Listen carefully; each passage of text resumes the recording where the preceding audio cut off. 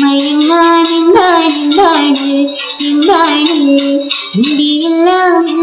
അല്ലേ, നിന്റെ ചേലത്തെ സിംബകൾ തന്നെ, നിന്റെ കാലിലെ കാണാ പാദസരം ഞാൻ